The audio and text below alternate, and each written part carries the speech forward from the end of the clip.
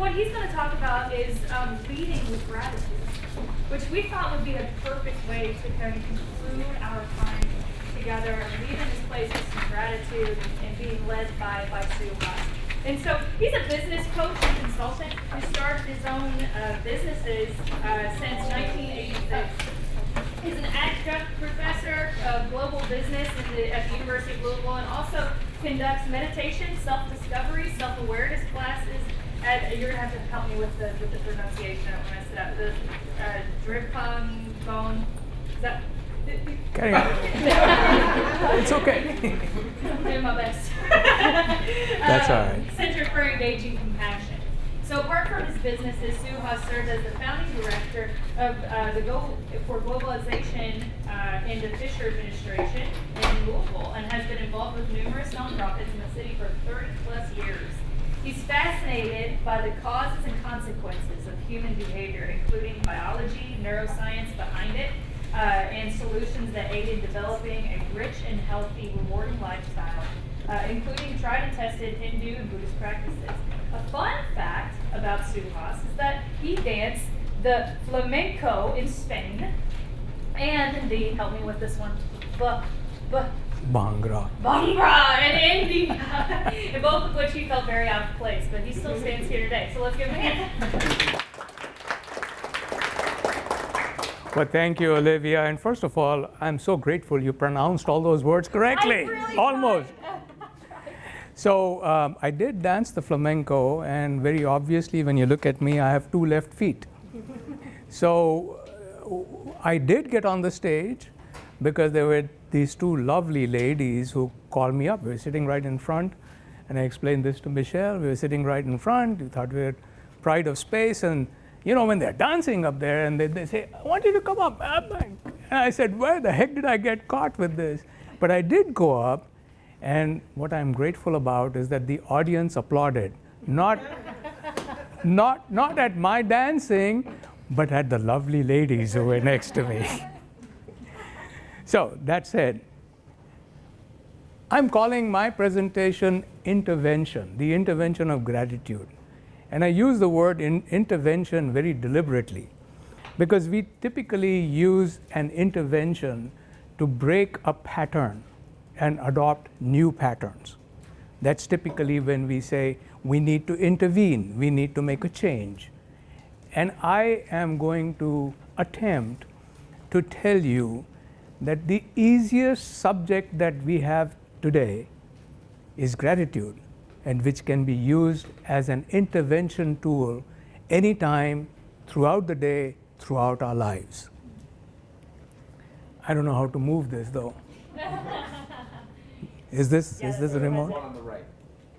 The one on the right. Arrow that points right there. So the interesting thing is, I love this particular quote by Jalaluddin Rumi. He said, yesterday I was clever, so I wanted to change the world. Today I am wise, so I am changing myself. Myself, this is me. Every single day, that's what we are doing. We are lifting weights. We are making sure that the burdens of life are well managed. But there is a lot of meaning in this slide. We have to work at it. If we work at it, we are the beneficiary. It's not the coach. It's not the person next to me who is doing their bit of fitness. It's me. So every single thing that I do is for me.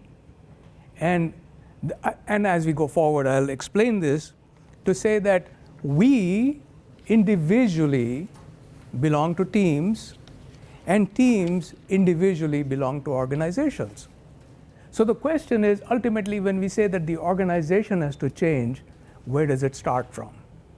Does it start from the leadership that gives us a mandate that you got to do this, this, and the other? Or does it start with us individually, who then move it to teams, and then the organization adopts? The other thing I want to leave you with, and keep this in the back of your mind, is, and Zach alluded to this, habits. Any habit that we adopt ultimately forms our culture. Every habit forms our behavior. So we must choose the habits that we want to inculcate very, very carefully. Does that make sense? Okay. This is there's tons of literature out there on gratitude. And I would encourage you to Google, go anywhere, look at all kinds of articles, and you'll read and you'll understand. I wanted to distill it down. On the right-hand side is what do you get if we inculcate a habit of gratitude. There's well-being, happiness, increase in self-esteem, and the ability to empathize. Physically, we have good health, we sleep better, we want to take care of ourselves, we want to take care of our relationships with others, and we develop a sense of compassion. At the same time, unbeknownst to us, there is a rewiring of our biology and our chemistry that is taking place every single time that we invoke the habit of gratitude. That leads to harmony, homeostasis. The whole body is designed for homeostasis. Something goes back, something goes wrong, we come back. Homeostasis is our thermometer. So in the same way, harmony is the thermometer. That's the homeostasis of our being, so to speak. And I call this a spiral. It's entirely within our control to reach down into the center and pull it up. But it's a spiral also, it's a spring. If you let it go, it'll fall right down. So the habit is a very important consideration. We must make sure that we adopt the right habits. So today, I've got more slides. We'll come back to those slides later on. But I wanted to start you off with the instrument that you have in your binders. We'll go through a few things.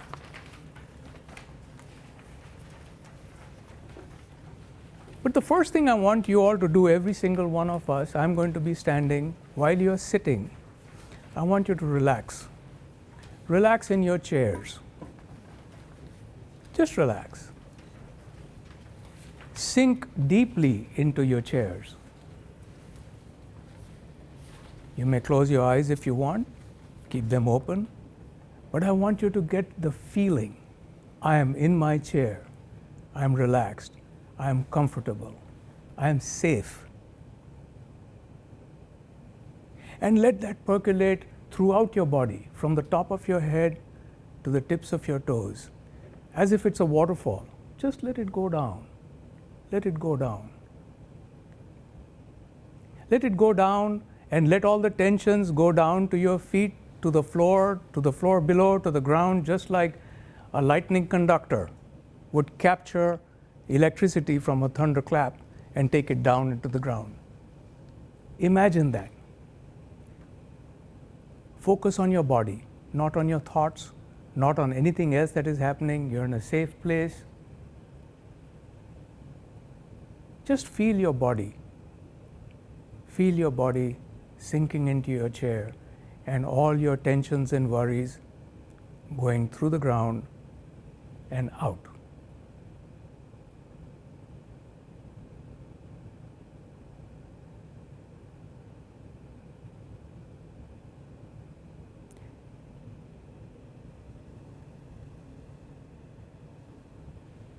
This is an intervention.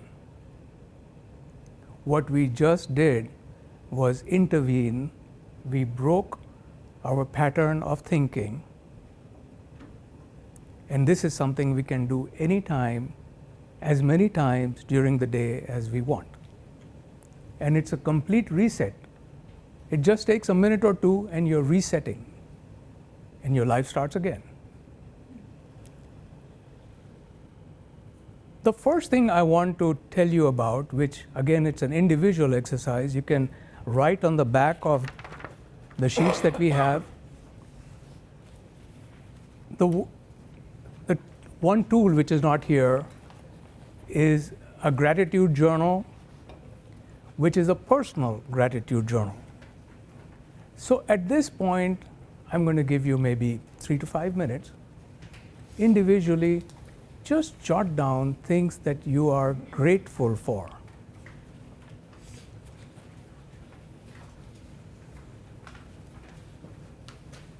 Could be anything.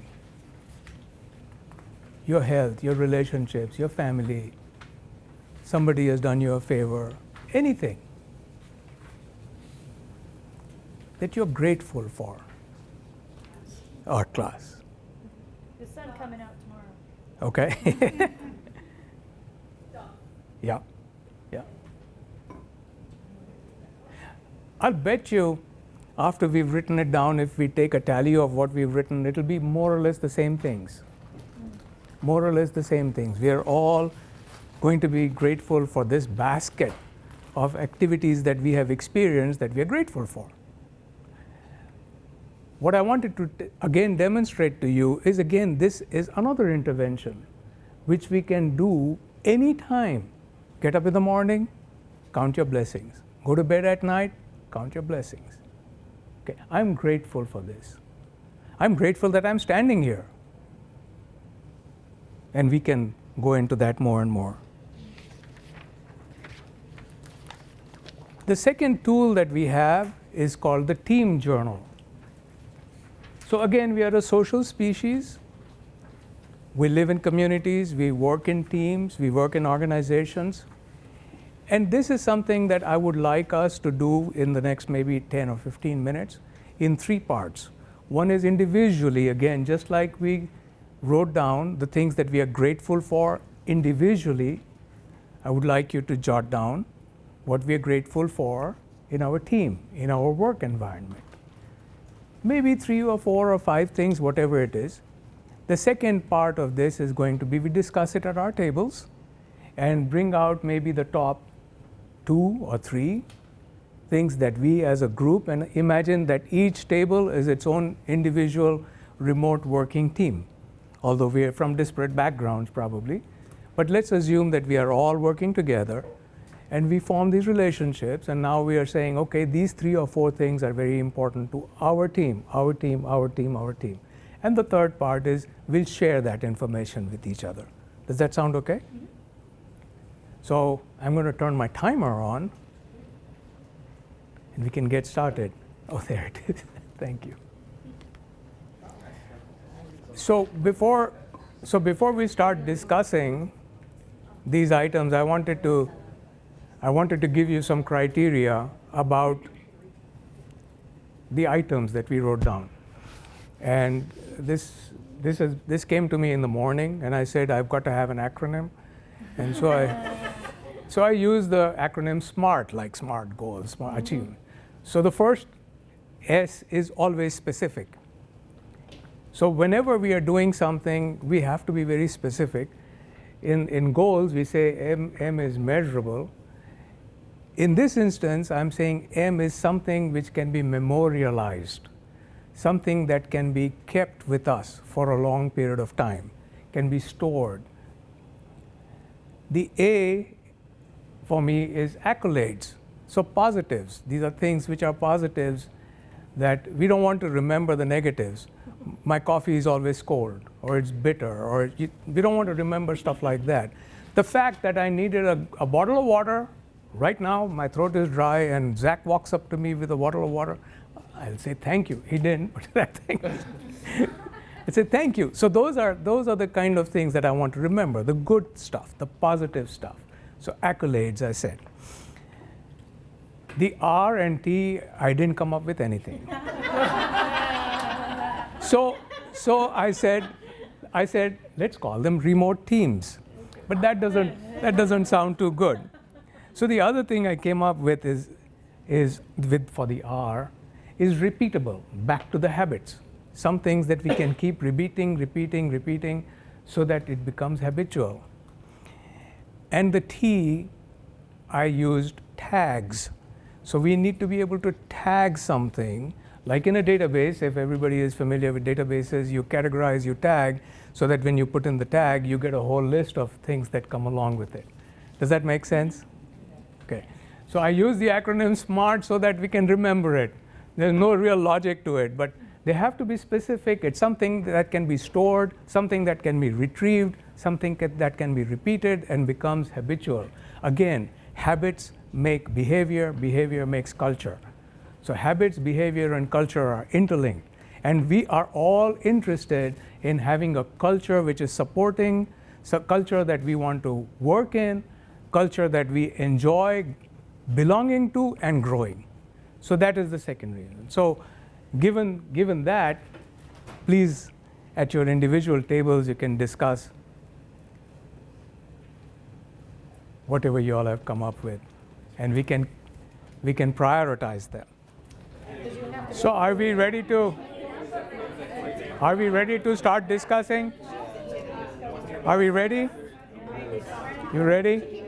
Everyone's ready? This table's ready? This table's ready? Okay.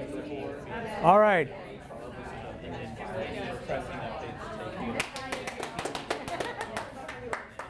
So how about we go around this way and come back to this table at the end if you want just a couple of items that you might want to share with us. Because Ryan. All right.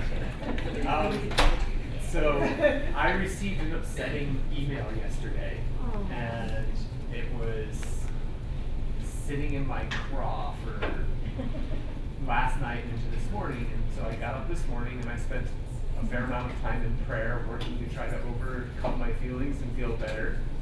And then had succeeded and was feeling pretty good. And then one of my colleagues who was here but had to leave early, who was dealing with the same issue, came up and hasn't quite worked through at the same level yet. And so that actually resurfaced some of the negative feelings in me. But, better than before, but whatever. So then when Suhas asked us to write down, well, first, actually, when Suhas had us just do the little exercise where the tension went through our bodies and down on the floor, and then he had us write down things we were grateful for, I just started writing these out, and suddenly one of the things I found myself writing down is, I am grateful for the upsetting email and the challenge it prevents me to be a better person and accomplish new things. And I was like, oh, I actually mean that. That's really cool. So that was one of the things I shared. Anyone else at this table? We can meet that. Yeah. You can. Shall we go on to your table? Apparently they want me to talk. But I think we talked about a lot of different things. Everything from being grateful that how the job provides personal benefits, whether it's education for your children or whether it's flexibility in your home life, to within the teams having other individuals share a unique perspective to get you to think about something differently. Those are some of the things that come to mind. That's awesome. Thank you so much. How about this table? Who's the champion?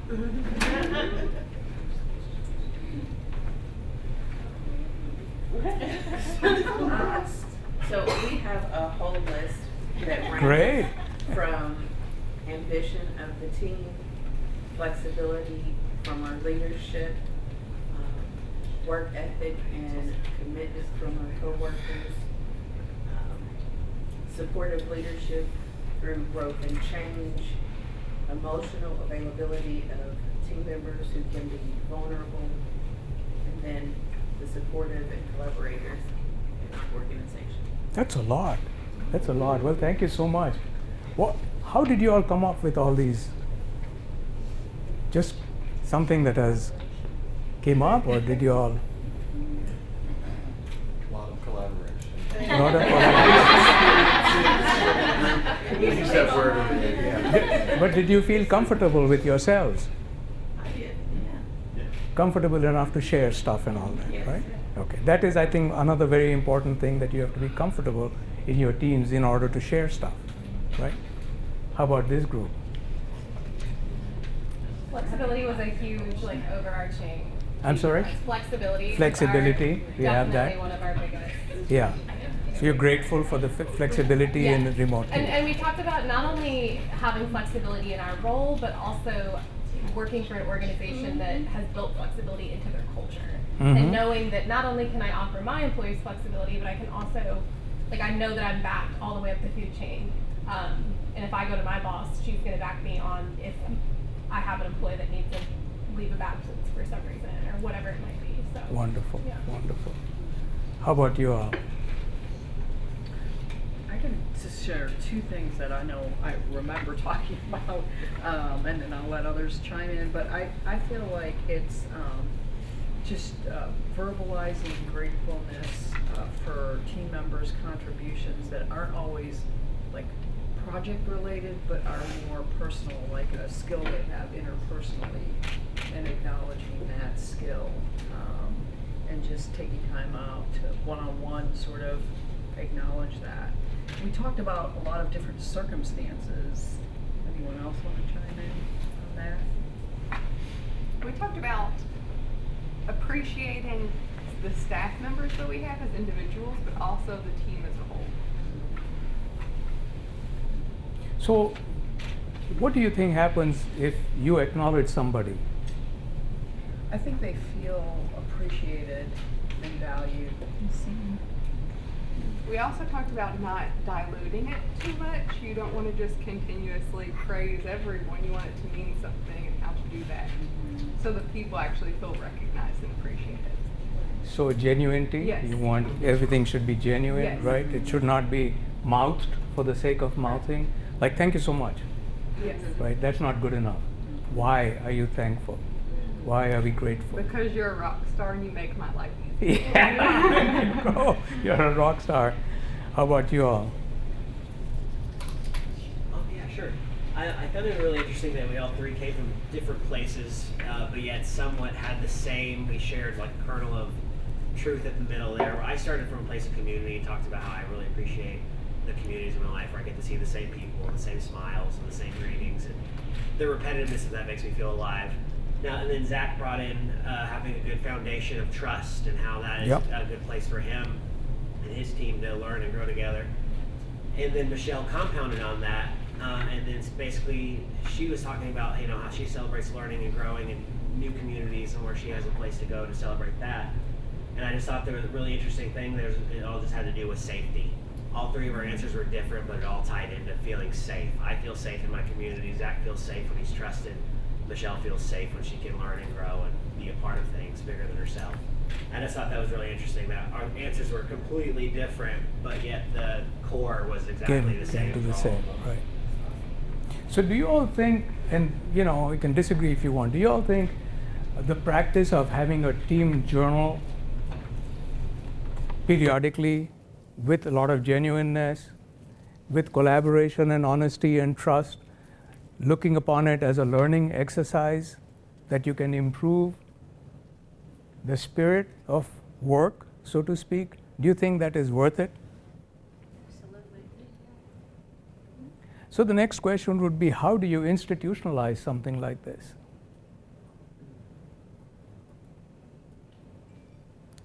There's a million ways of doing it. I just want to hear whatever thoughts you come to your mind. Would you do it at the start of meetings? Would you do it offline? Would you have an app? Would you have a place where things are stored? What if I say, thank you, you did such a great job for me, made me a rock star. Can I send it to you in an email? It gets lost in your million emails. Yeah. We use Teams, like you say, right here in the document, and we have there's a personal area for people to post stuff, and there's a professional or a shout out to the whole team. We call it our general, like a Slack channel. Is it accessible to everybody? Everyone, yeah. Yeah. Yep. So you can revisit it from time to time? And we blast out messages, yep. That's awesome. Any other thoughts on how do we institutionalize this? Yes, sir. University has approached that by creating cardgrams, which is a form of spot recognition, and they actually track that. So when you go in, you put in your information, who the department is, where the person is. That's a form of spot recognition that doesn't take much effort, but recognizes someone for their hard work and can be tracked at the university level. Do you mandate it? I'm familiar with it, and I've used them, and I was part of an engagement ambassador group at the university. So what would you think if the boss says, I want you to do this, want me to recognize others. I want you to fill out these cards. Every week I want you to fill out a card. Yeah, no, that reduces, it's no longer it diminishes. It diminishes. Right. Right.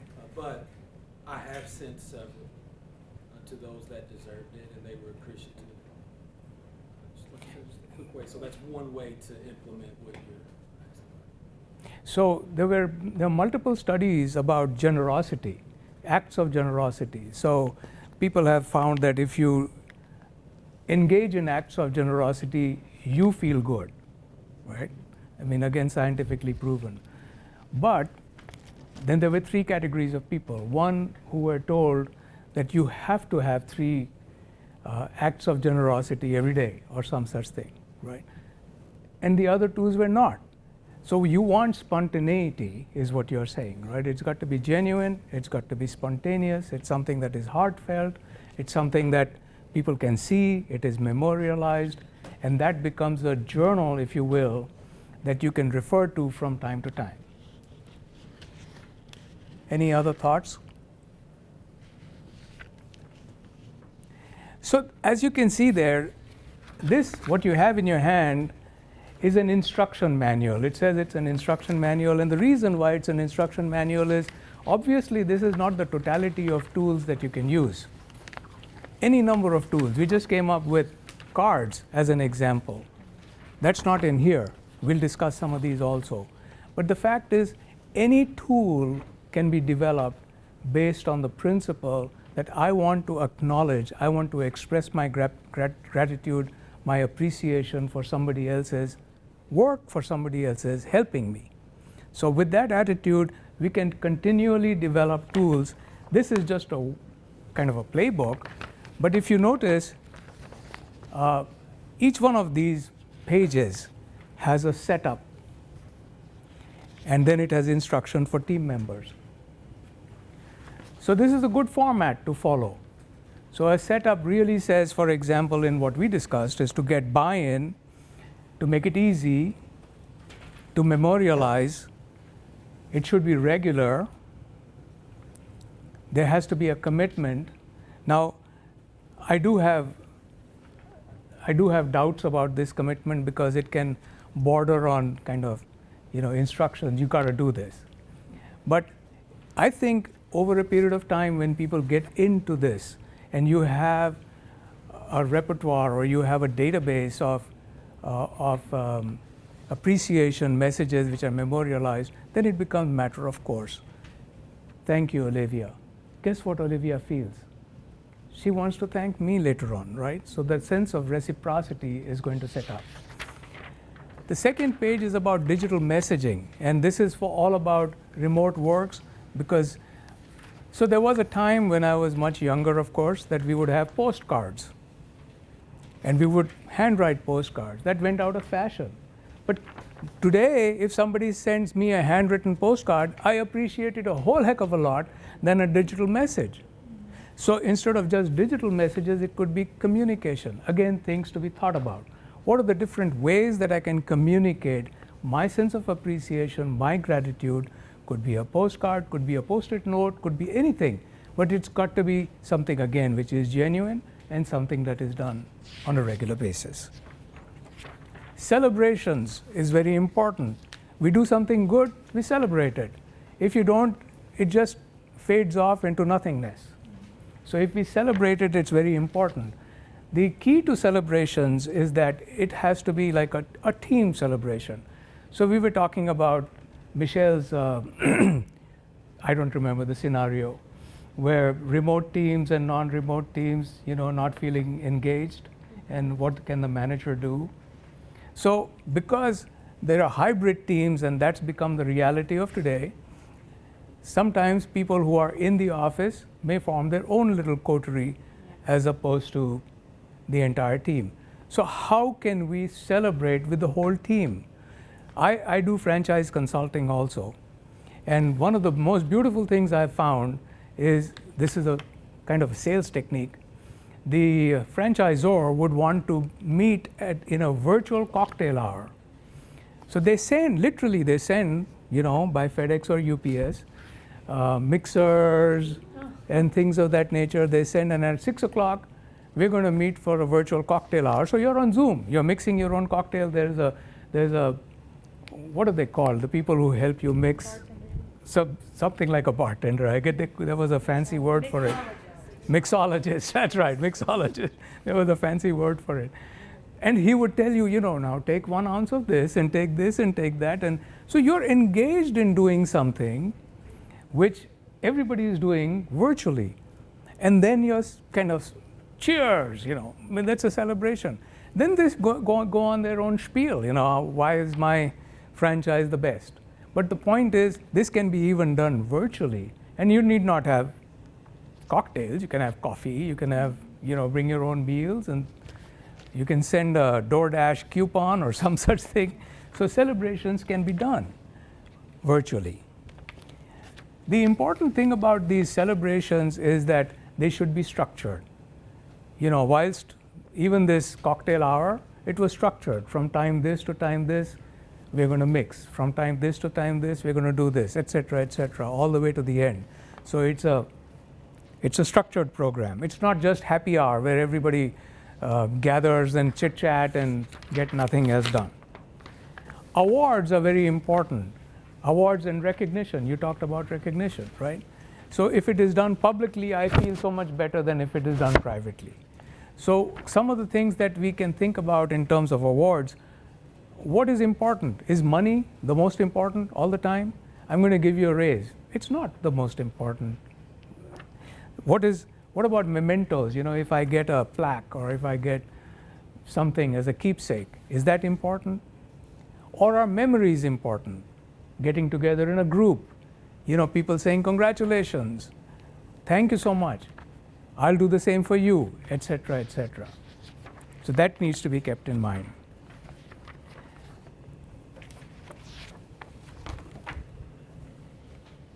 So I want to tell you what is gratitude. Gratitude is actually an emotion which releases neurochemicals which cause behavior.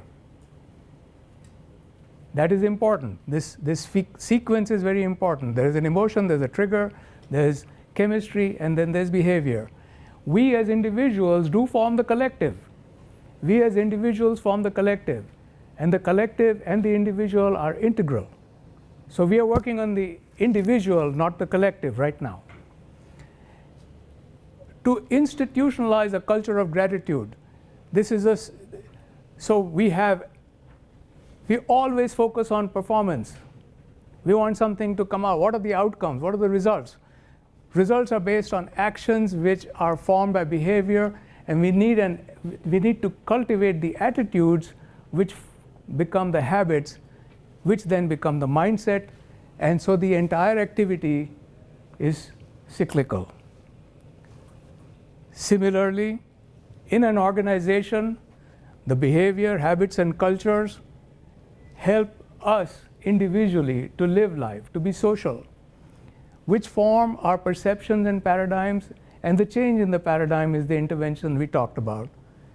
These paradigms give rise to thoughts and beliefs and understanding at the individual level, which manifest themselves at our organizational level.